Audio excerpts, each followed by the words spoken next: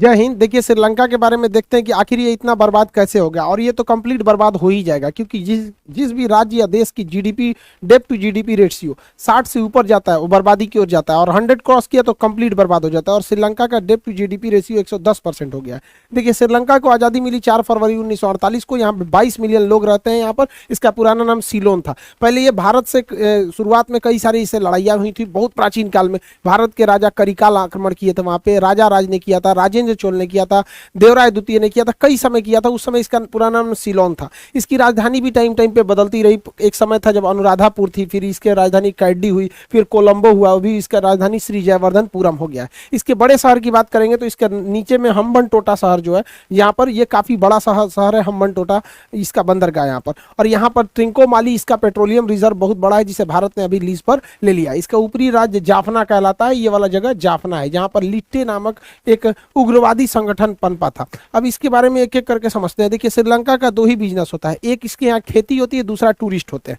खेती और पर्यटन पे ही ये चलता है, लेकिन इसने पर्यटन पर खुद ही लात मार लिया। जो बचा हुआ काम था उसने कोरोना कर दिया। पर्यटन पर खुद ही लात कैसे मारा? इसने भारत से जो तमिल लोग थे वहां पर ऐसा ऐसा कानून बनाया, नागरिकता खत्म कर दिया। वहां पे लगभग 40,000 लोगों को मार दिया यहाँ पर। और ये तमिल के लोग थे वहां पे। सिंगली बौद्ध की अधिकता है, और ये तमिल जो थे ये ज्यादातर हिंदू रिलीजन से मायने रखते थे। तो ये लोग जो थे इन पर बहुत ज्यादा अत्याचार करने लगे। इनके ऊपर कैंपों में रखा गया, जानवरों की तरह व्यवहार करने लगा। तो जिस वजह से भारत से इनका जो संबंध था बिगड़ते गया। कोई भी टूरिस्ट पास के देश में जाता है, जैसे हम ही लोग को देखेगा, नेपाल बहुत सारे टूरिस्ट जाते हैं। अब नेपाल संबंध खराब कर लेगा तो अच्छा खासा उसको टूरिस्ट लॉस होगा। उसके बाद यहाँ क्या हुआ, ईस्टर डे ब्लास्ट हो गया। क्रिश्चियंस में 3 त्यौहार बहुत फेमस है, क्रिसमस, गुड फ्राइडे और ईस्टर। ईस्टर डे में ब्लास्ट में यहाँ लगभग 250 से ज्यादा लोग मारे गए थे, जिसमें से 45 तो विदेशी क्रिश्चियन थे जो टूरिस्ट यहाँ पे घूमने आए थे। जिस वजह से एक भारत को तो नाराज कर ही दिया, और दूसरे क्या है कि विदेशी पर्यटकों में भी एक डर की भावना बढ़ गई। इसकी गहन जांच कराने के बाद इसने कुछ ठोस कदम पे नहीं पहुंचा, और इसने क्या किया, आरोप लगा था इसमें एक्सट्रीमिस्ट इस्लामिक ग्रुप का, जिस वजह से इसने बुर्का पर बैन लगा दिया। उसके बाद एक और माहौल क्या हो गया, भड़क गया। देखिए कभी भी इंटरनल पॉलिटिक्स ऐसी नहीं करनी चाहिए कि जिससे कि एक्सटर्नल पॉलिसी को दिक्कत होने लगे। इससे क्या हुआ कि इंटरनेशनल लेवल पर इसकी इमेज खराब हो गई, और इसे लोन लेने में दिक्कत होने लगा।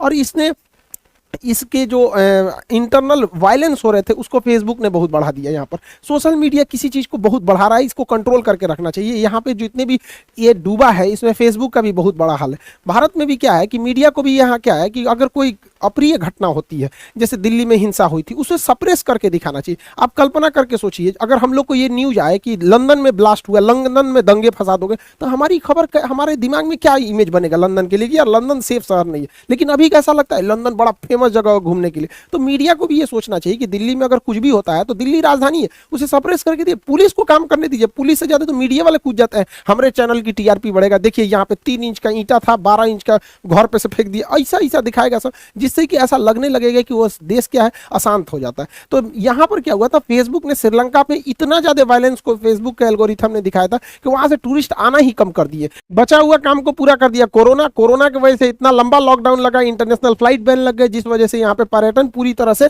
चरमरा गया। अब श्रीलंका को खुद सोचना चाहिए, वो अपने यहाँ 7% क्रिश्चियन पे वैसे ही वहां पे वायलेंस हो रहा है, 9% मुसलमानों के ऊपर वैसे ही हो रहा है, 12% जो तमिल हिंदू है उनके ऊपर भी अत्याचार। तो भैया सबके तुम बैरे ले लोगे तो रहेगा कौन तुम्हारे यहाँ? इन सारी घटनाओं की वजह से श्रीलंका को एक हैवी लॉस हुआ, और इसकी इकोनॉमी धीरे धीरे स्लो डाउन होने लगी, और यहाँ से पर्यटन पूरी तरह से ध्वस्त होने लगा। दूसरा इसका व्यापार था खेती में ये बहुत बड़े पैमाने पर कोकोनट और कोकोनट ऑयल का एक्सपोर्ट करता था।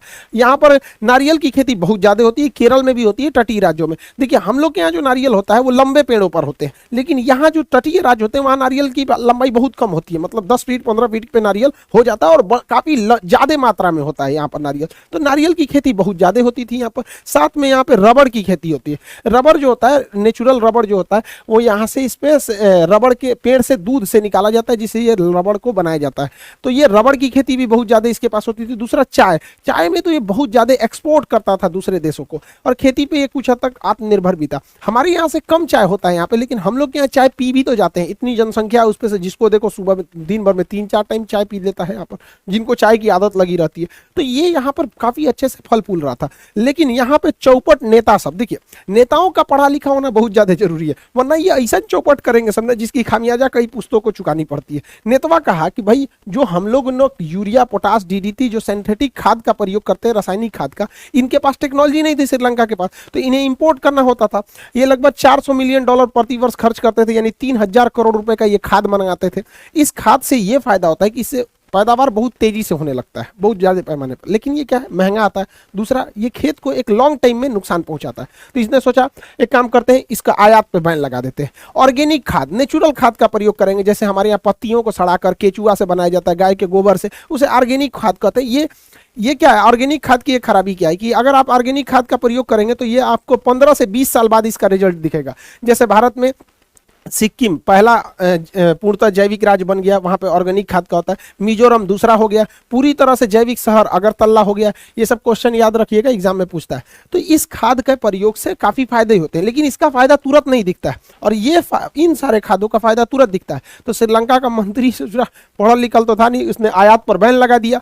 आयात नहीं हुआ तो वहां हैवी डिमांड हो गई ऑर्गेनिक खादों की। अब ऑर्गेनिक खाद से तुरंत फायदा होता नहीं है, दूसरा इनके पास ऑर्गेनिक खाद था नहीं और डिमांड भयानक हो गया है। तो इसलिए इन्होंने कहा कि भाई साहब ये तो खेती चौपट हो गया। तो इन्होंने चाइना से $70 मिलियन का ऑर्गेनिक खाद लाया।